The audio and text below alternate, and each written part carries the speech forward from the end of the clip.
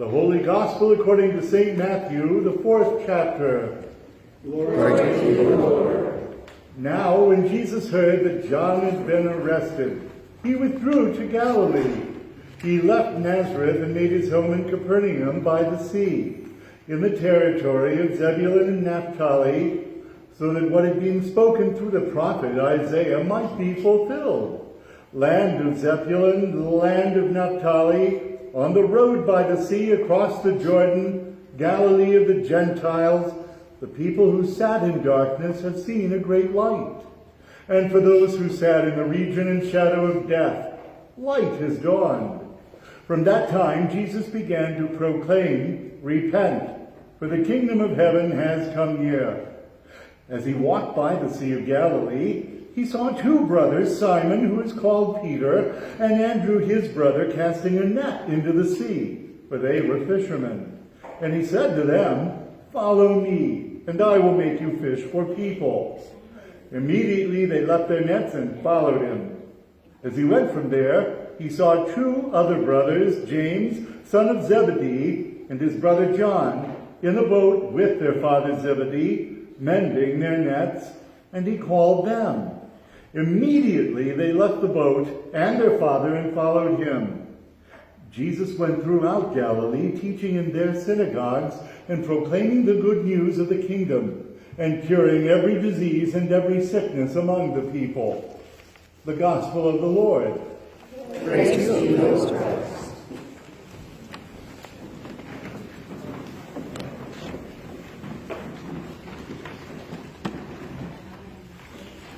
Let's go to Galilee. I mean, Jesus did. He did right after John the Baptist was thrown into prison. So it must have been like a little getaway, right? A little vacation to go to Galilee. And especially to the little picturesque fishing town of Capernaum. I've been to Capernaum, and what I saw there was really endearing. Right on the Sea of Galilee, a little town of Roman houses, Roman ruins now, bleached by the sun, drenched by the sun, the perfect place to get away. Maybe that's what Jesus was doing. He thought to himself, perhaps, as I start my ministry, I'll take it slow. I'll go someplace nice, where I can get a house and make some friends and start out my ministry there, little by little. I'll take it a little at a time. That way, it won't be so hard. I'll go to one of those fishing villages on the Sea of Galilee. Capernaum is the best one. I'll bet they're like those little towns in Wisconsin on the lake. And there's a bar.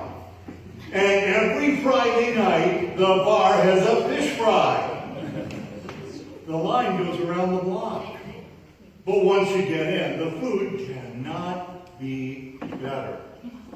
That's what I'll do, Jesus said. I'll take it easy as my ministry starts and go to Capernaum and begin it there. Except for one thing. The gospel says, and history says, that Galilee was Galilee of the Gentiles. And the ruler of the northern part of Israel, which is Galilee, was the meanest, nastiest, most frightening Gentile of all. Of all the Herods that there were in the first century and beyond, Herod Antipas, the ruler of Galilee, was the worst.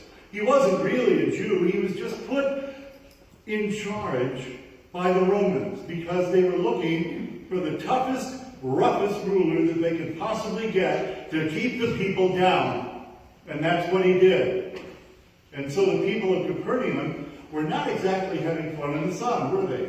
They were paying lots of taxes to the Roman emperor. They were looking behind their backs every time they had a worship service. And every time that they did something that told them and other people that they were Jews and that they belonged to God, because the Romans didn't like that. And so that's where Jesus began his ministry, in Galilee of the Gentiles, in the town of Capernaum, where it was rough to belong to God. And it might even have been rougher to say that you belong to God and ask people to come and join you. But that's what Jesus was supposed to do, right? It says in the Gospel, it says in Matthew, as Jesus' ministry begins, that his keynote comes from the book of Isaiah. And Isaiah says, land of Naphtali, land of Zebulun. Here comes somebody at last in your darkness, that's going to bring the light.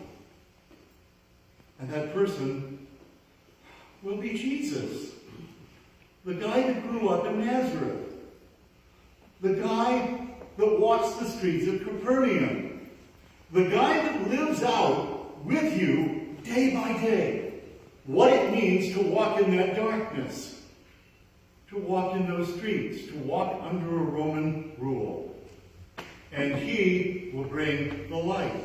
It's going to be like you spent your whole life driving down a dark road, not able to see anything because you don't have any headlights. And you never know from 1 minute to the next what you're going to bump into and what's going to run into you, and what it's going to mean and how hard it's going to hurt.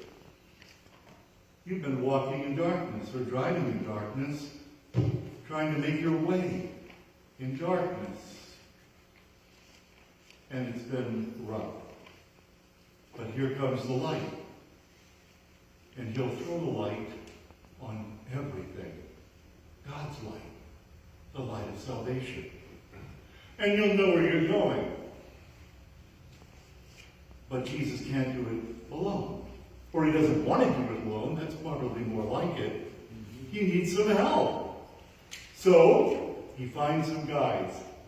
He finds Peter and Andrew. Peter, who cannot always make up his mind. Andrew, who's the quiet type. James and John, fishermen, who are used to hard and heavy work every day, and that's the life that makes sense to them, not talking to a bunch of people about God. But those are the people he gathers. Those are the people that he wants to help him bring the light to Galilee of the Gentiles and then the entire world. Those people. And maybe those people were thinking, well, we'll start in Capernaum too. Maybe we'll start one Friday night at that fish fry. It'll be easy. But it wasn't, and it isn't.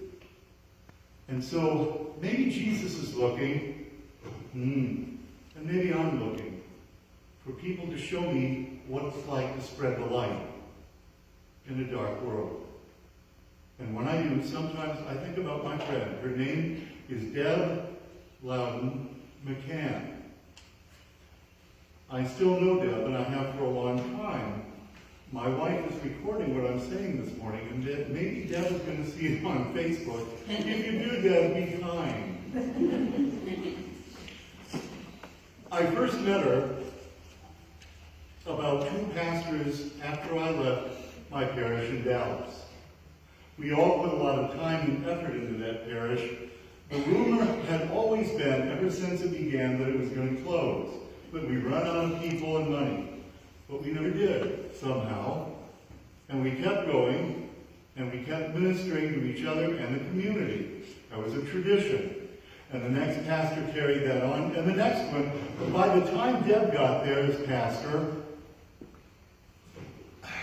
it was pretty obvious that our time of doing ministry in that location was over, and we were going to have to close. They were going to have to close. And Deb checked with the people, and they talked to her, and they decided that what they ought to do, if they were going to go to go out with a bang. And so they took the money in the bank account and they planned an extraordinary weekend of celebration of their church's ministry that nobody would ever forget. And I decided to go.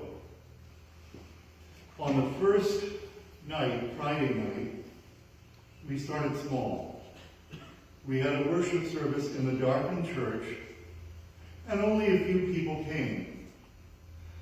But here's what happened to those who came. When we entered the worship space, we discovered a table with a bowl on it, and the bowl was filled with river rocks, shining with friction and the movement of light. And we were asked to take as many of those river rocks as we thought we needed. And after we sat down, Pastor McCann explained to us that we had those in our hand because those represented people in our congregation that we still needed to forgive. And I looked at my hand and I wondered if I had enough. Hands. And then we were directed, after prayer, for those people to bring the rocks up and put them on the altar, receive Holy Communion, and then go back to our seats with the light of Christ and free from those burdens forever. And so that's what we did. I looked over my shoulder at those rocks that I left on the altar as I made my way back to my seat, and what did I see? I don't think it was my imagination. I thought that I saw emanating from that pile of rocks on God's altar the light of Christ. And that's how we began our weekend. After the church closed, Deb knew that she wasn't through with her ministry, so she went to an even smaller and much older congregation south of Dallas. It had quite a history. A pastor who had been there before her left the church one afternoon to go do something, but his wife was still there. Somebody came into the building and assaulted her. Please think hard about what the word assaulted means. And when the pastor found out what had happened to his wife, he took a 2x4 in his hand and he ran down the main street after the guy who had hurt his wife. And as he ran, the wrath that he felt changed to something else. And he turned around and came back to the church and was their pastor there for a long time, ministering to that community. After he left to become bishop, they needed another pastor, and that was Pastor McCann. And she served them for a long time, working with the people and their very limited resources, and showing them that even if you don't have a lot in your pocket or a lot in your church, you have the light of Christ, and you can share that. And she showed them how. Then they ran out of money to pay a pastor. So Pastor McCann had to leave that church. And she decided that her ministry in that area was not over yet. Somewhere along the line, she had sold her very nice house on the north side of town and rented an apartment near where the church was so that she could be near the people that she was supposed to minister to. So now without a church, but with an apartment and a host of people that she knew in the community, she did what only Pastor McCann could do. She dyed her hair turquoise and went out to do street ministry. She went to the homeless people. She talked to them. She became their friend. She got to know them. She got to know who they really were and what they really needed out of life. And then she brought them back communion.